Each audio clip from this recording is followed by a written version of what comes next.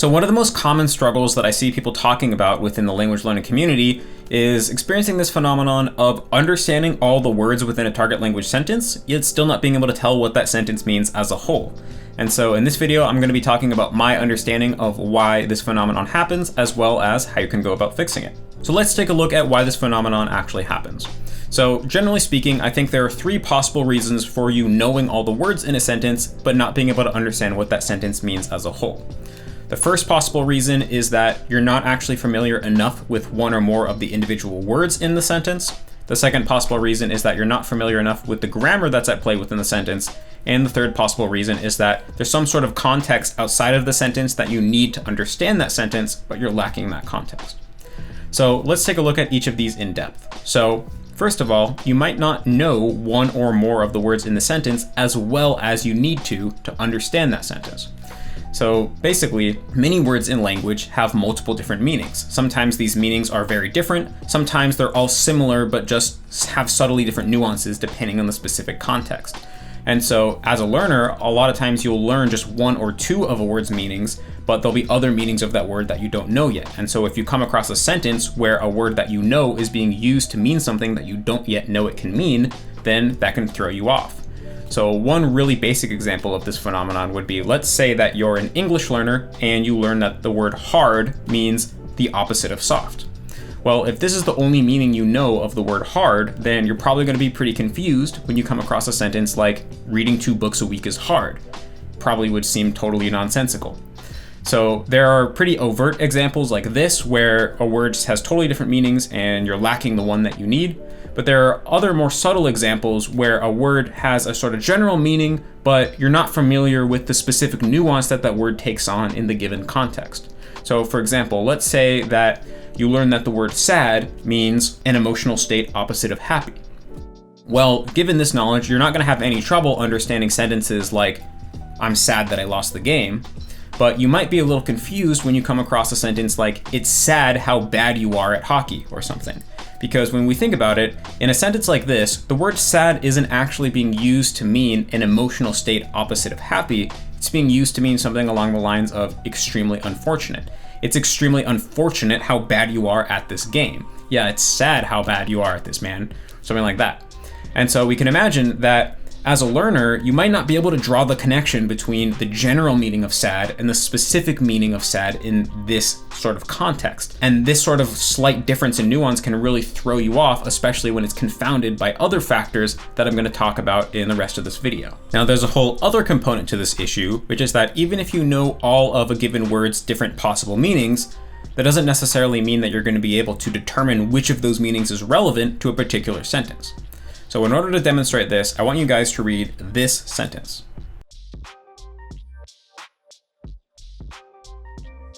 Now, even if you're a native English speaker, it probably took you a few seconds to realize what's going on within this sentence. And the reason for this is that it was probably difficult to realize that within this sentence, the word man is not being used as a noun meaning an adult male human, but actually a verb meaning to operate. The old man the ship. Now, the reason why you probably got tripped up by the sentence is not that you didn't know that the word man can be a verb, which means to operate. It's that it took your brain a few seconds to realize which of man's possible meanings is relevant in this particular sentence. Now, quick side note, this is actually what's known in linguistics as a garden path sentence, which according to Wikipedia is a grammatically correct sentence that starts in such a way that a reader's most likely interpretation will be incorrect. The reader is lured into a parse that turns out to be a dead end or yields a clearly unintended meaning. So I'll link the Wikipedia page for garden path sentences in the description in case anybody's interested to learn more. But anyway, although garden path sentences are difficult to parse even for native speakers, they're really useful in that they help illustrate the fact that knowing all of a word's different potential meanings is not enough. You also have to have this other ability, which is the ability to determine which possible meaning is relevant to the given sentence. And until you develop this ability to a pretty high level, you're likely to get caught up trying to parse sentences that would be easy for native speakers. Okay, so that was the first possible reason that you might know all the words in a sentence, but still not be able to understand what that sentence means as a whole. Basically, one or more of those words might have multiple meanings and you might not know the relevant meaning for that sentence, or even if you do know the relevant meaning, if a word has many different meanings, you might be having trouble determining which meaning is relevant to that sentence. Now, the second possible reason that you might not be able to understand what a sentence means as a whole might be because there's something about the grammar that is tripping you up.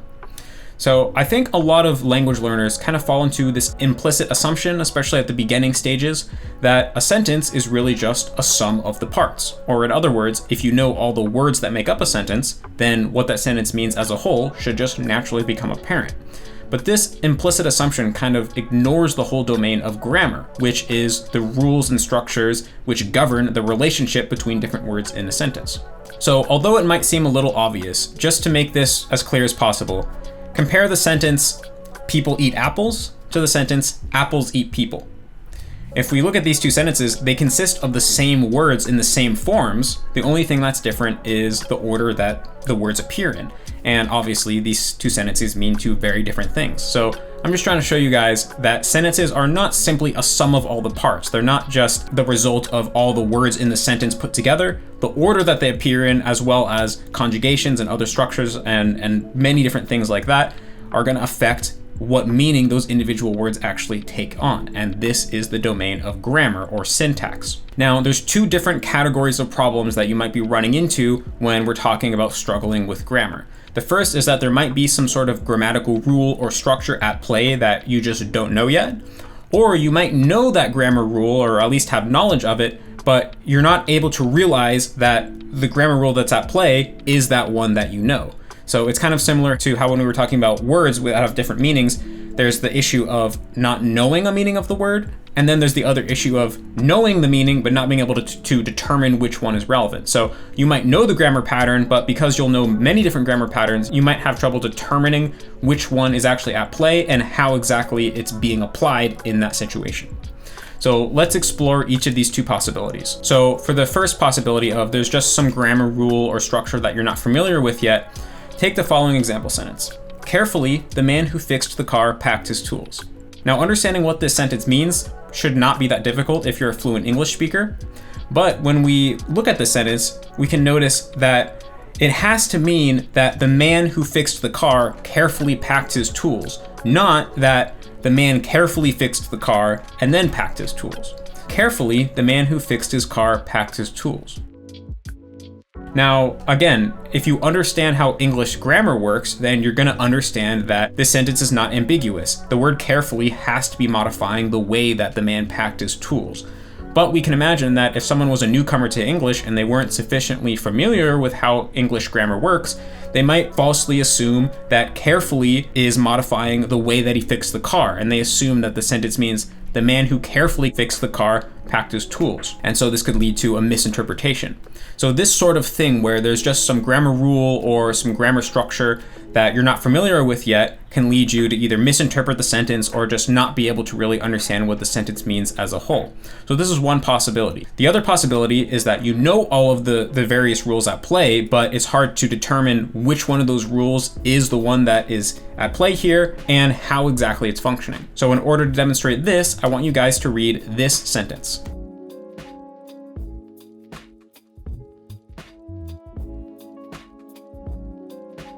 Now, just in case you guys couldn't figure out what's actually going on here, imagine the sentence, a man that a woman loves, and then you take that woman and you add a woman that a child knows, and then you combine it into a man that a woman that a child knows loves. Now, even if you're a native English speaker, you probably had at least some trouble parsing this sentence. And again, it's not because there was some grammar rule or grammar principle that you didn't know in this sentence. It's that even though all the grammar within the sentence is very simple, you had trouble determining which sort of grammar structures were at play and exactly how they were functioning. Now, quick side note, this is actually an example of what's known in linguistics as center embedding, which is the process of embedding a phrase in the middle of another phrase of the same type. And sentences that contain multiple layers of center embedding are, although grammatically correct, notoriously difficult to parse. But again, just similar to the garden path sentences, I think they make a really good example because they just demonstrate to even a native speaker that simply knowing the grammar rules and knowing the grammar structures isn't enough. It's kind of a different skill that you have to train separately to be able to understand how those grammar rules are going to function. And although center embedding is difficult even for native speakers, until you reach a very high level at a language, you're gonna have this same issue, but with sentences that would be easy for a native speaker. Okay, so that's the second main reason why you might know all the words within a sentence, but still not be able to understand what that sentence means as a whole.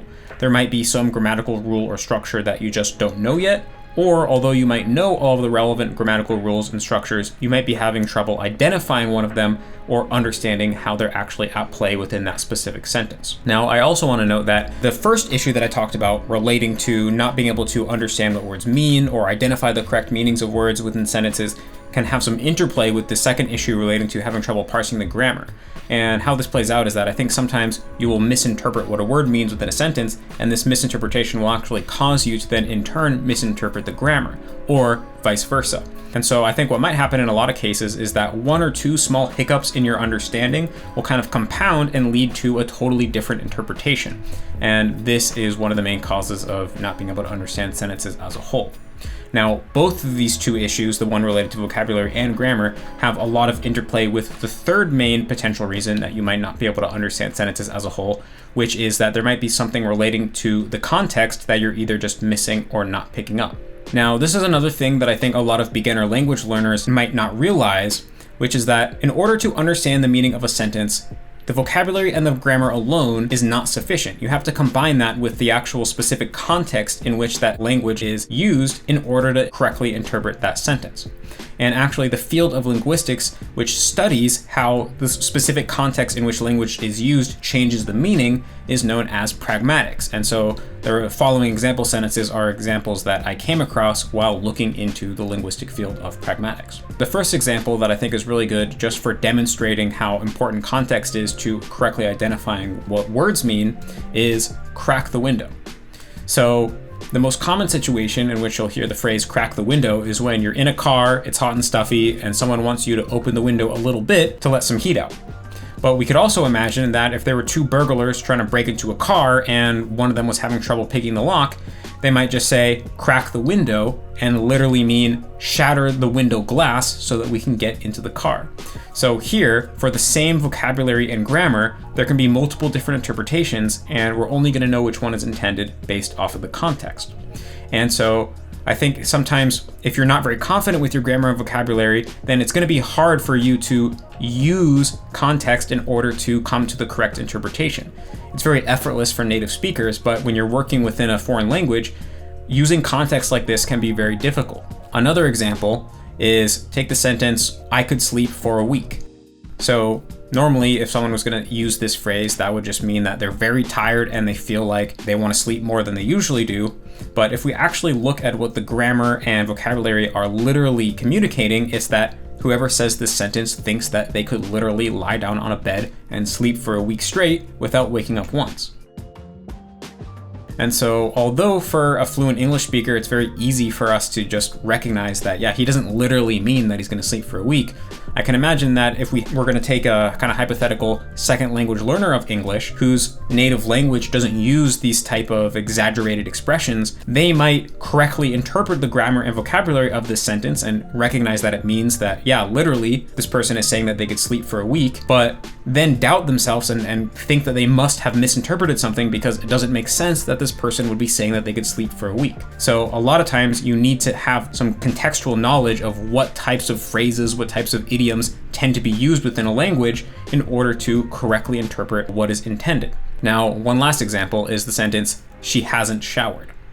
So again, if we're going to take a look at what the grammar and vocabulary literally mean here, well, literally it means that whoever she is, that person has not showered, like ever. But of course, as fluent speakers of English, if someone spoke this sentence, we wouldn't assume that the person was trying to say that she has literally never showered. We just assume that they're leaving out some additional information, like she hasn't showered yet today, or she hasn't showered since she got back from the gym, or something like that. Now, again, although every language probably has some variation of leaving out information that can be inferred from the context, what information is commonly left out and what information is explicitly stated tends to be different from language to language. And so before you get to a high level in a language, it's going to be hard to determine what is being left out of the sentence, is anything being left out of the sentence, and how does that change my interpretation of the grammar and the vocabulary.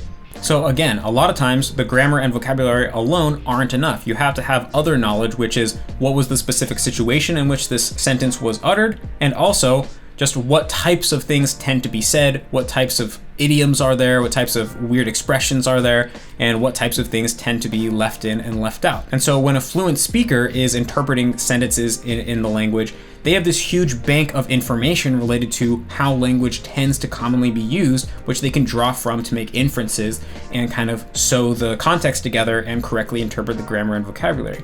Whereas when you're studying a foreign language, your bank of contextual information and cultural knowledge is going to be quite limited, and this can lead you to have problems correctly interpreting the grammar and the vocabulary. And I think a lot of times, all three of these issues will kind of combine and result in you not being able to quite just draw the connection and realize what a given sentence means as a whole.